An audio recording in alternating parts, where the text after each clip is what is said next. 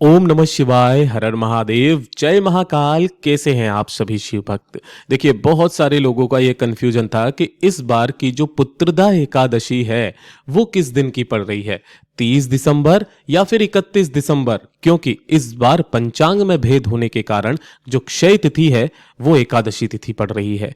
किस समय पर व्रत रखना है, कौन से दिन व्रत रखना है, पारण का सही समय क्या होगा, क्योंकि इस बार एक दिन का व्रत है और दूसरे दिन का पारण है। किस तरीके से आपको करना है, साल की ये वो आखिरी एकादशी है जिसे पुत्रदा एकादशी कहते हैं।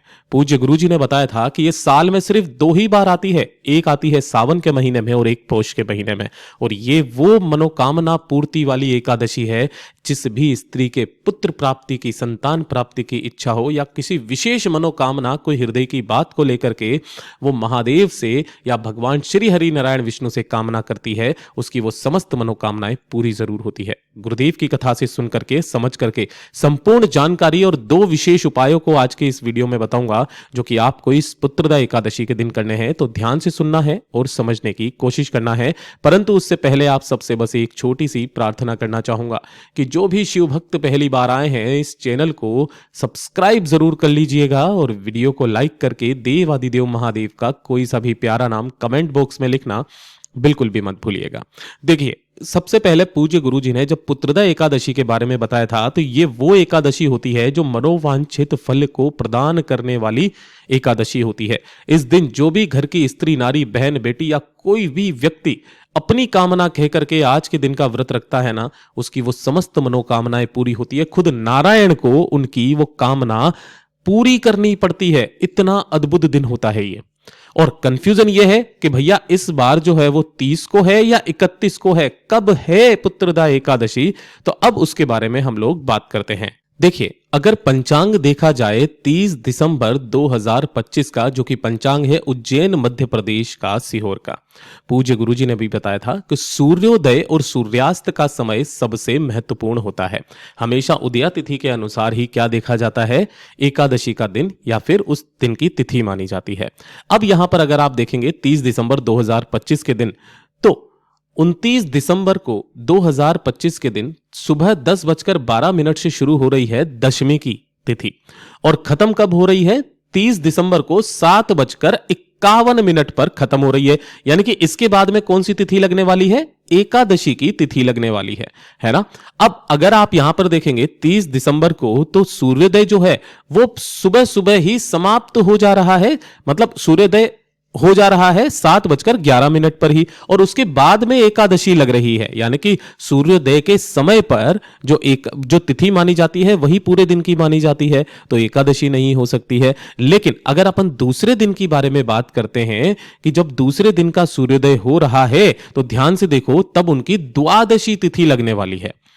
यानी कि जब अगले दिन 31 दिसंबर का जब सूर्योदय होगा तो उस दिन पर जो द्वादशी तिथि है वो यहां पर शुरू हो जा रही है 5 बजे से ही। यानी कि जो 31 दिसंबर को सूर्योदय होगा वो द्वादशी तिथि के अंतर्गत होगा। तो ऐसे में जो एकादशी की तिथि है वो क्षय तिथि में चली जाती है और इस दौरान जो एकादशी का व्रत माना जाएगा वो दशमी के साथ में मिश्रित वाली जो एकादशी है उस दिन मानी जाएगी। ठीक है, अब यहां पर दो तरीके से एकादशी मानी जाती है।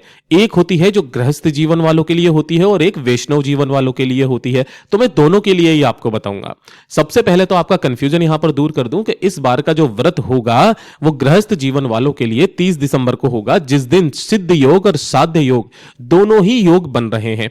इसी दिन का त्योहार जिसे वैकुंठ एकादशी और पोष पुत्रदा एकादशी भी कहते हैं, जिनका शुभ समय और अशुभ समय भी मैंने यहां पर लिख दिया है। आप स्क्रीनशॉट लेकर के इन्हें रख सकते हैं ताकि अगर आप कोई पुण्य कार्य करते हैं तो इसी दौरान में करते हैं। ठीक है, और पोष पुत्रदा एकादशी व्रत का सबसे महत्वपूर्ण बात अगर आप यहां पर देखेंगे तो वो ये है कि श्री हरि कृपा की बरसाने वाला पोष पुत्रदा एकादशी व्रत साल 30 और 31 दिसंबर यानी कि 2 दिन मनाया जाएगा।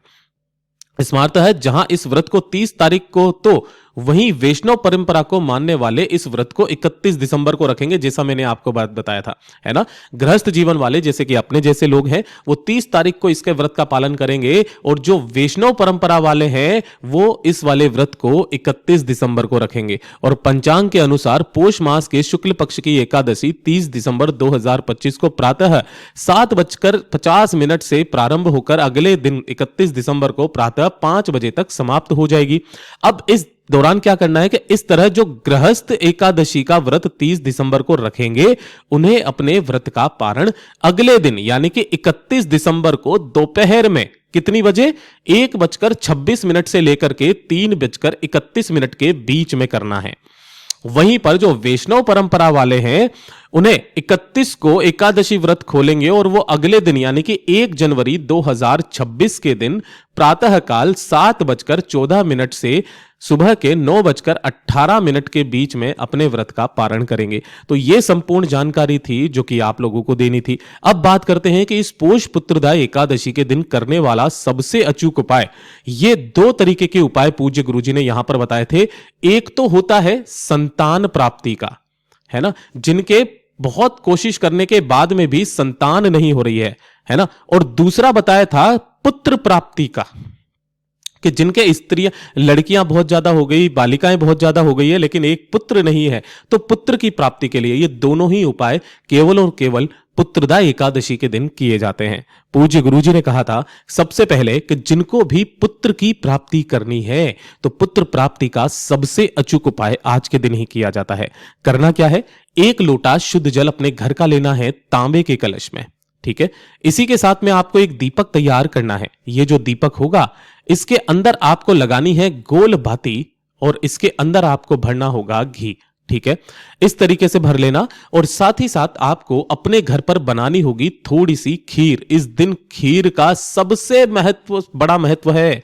आपको खीर बनानी है, और जो भी खीर बनाओगे वो गाय के घी की बनाओगे और किसी भी दूध की नहीं, गाय का दूध और गाय के घी की ही बनाओगे, और किसी भी चीज का प्रयोग नहीं लेना है। भैंस का घी, भैंस का दूध आपको प्रयोग में नहीं लेना है, इस चीज का ध्यान रखना, ठीक है ना।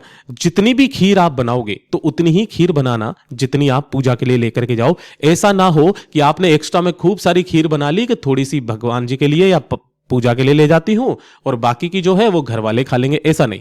थोड़ी सी बनाना है, वो संपूर्ण खीर आपकी जाएगी। अब आपको क्या करना है, ये जो खीर आपने बनाई है किसी भी एक पात्र में ले लेना है, और आपके घर के आसपास जो भी बेलपत्र का पेड़ हो उस बेलपत्र पेड़ के नीचे जाना है। लेकिन यहां पर एक चीज का ध्यान रखना कि आपके घर के आसपास अगर कोई भी ब्राह्मण का कोई बच्चा जो होता है, ब्राह्मण का बच्चा, छोटा बच्चा, 10 साल से छोटा बच्चा, ये चीज ध्यान रखना, 10 साल से छोटा कोई पुजारी का या किसी भी ब्राह्मण का कोई बालक हो, कोई पुत्र हो, उस पुत्र को अपनी गोद में बिठा करके बेलपत्र पेड़ के नीचे आपको उस खीर को खिलाना है, ठीक है ना।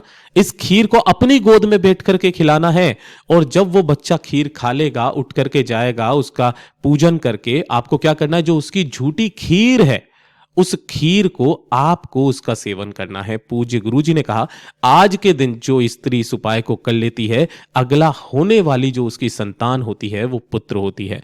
पूज्य गुरुजी का बहुत अद्भुत और अचूक उपाय है, जरूर से कीजिएगा। और ये दूसरे नंबर का उपाय ये होता है संतान प्राप्ति का उपाय। इसे किस लिए किया जाता है कि अगर आपके बच्चे ही नहीं हो रहे हैं, पुत्र या पुत्री नहीं हो रही है, एक छोटा सा काम आपको करना है, आपको एक दीपक तैयार करना है। इस चीज का ध्यान रखना, ऊपर वाले उपाय में जो आपने एक दीपक लिया था ना, जब आप उस बच्चे को खीर खिलाएंगे उस समय पर आपको क्या करना है, अपने सम्मुख में इस दीपक को प्रज्वलित कर लेना है। इसी तरीके से संतान प्राप्ति के लिए भी आपको एक दीपक तैयार करना है, गोलबाती का घी का। अपने घर पर ही खीर भी बनानी है, और इस खीर को बना करके 1 लोटा शुद्ध जल लेकर अपने घर के आसपास जो भी भोलेनाथ का मंदिर हो वहां पर आपको पहुंच जाना है। यहां पर पहुंचकर शिवलिंग के पीछे की तरफ आपको आसन लगा करके बैठना है, जिससे आपका मुख उत्तर दिशा की तरफ में हो जाएगा। सबसे पहले आपको भोलेनाथ की शिवलिंग पर जो चौखट होती है, इस चौखट के चारों तरफ आपको क्या कर देना है, एक दीपक प्रज्वलित कर देना है, जिसे आप अपनी कामना बोल करके लेकर के आए हो। सबसे पहले यहां पर भोलेनाथ की शिवलिंग पर आपको खीर का भोग अपना नाम, गोत्र और कामना कह करके लगाना है, और फिर 1 लोटा शुद्ध जल भोलेनाथ की शिवलिंग के ठीक शीर्ष पर समर्पित कर देना है, श्री शिवाय नमस्तुभ्यम मंत्र का स्मरण करते हुए।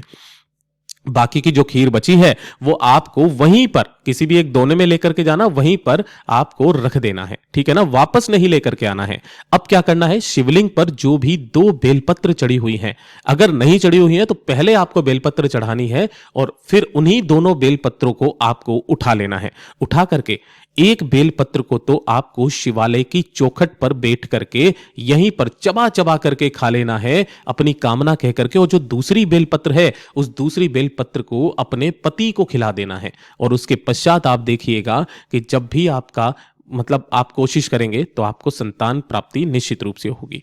पूज्य गुरु जी के ये सभी उपाय बहुत ही ज्यादा खास और अद्भुत है, जरूर कीजिएगा। वीडियो पसंद आए तो लाइक करना, चैनल को सब्सक्राइब जरूर कीजिएगा।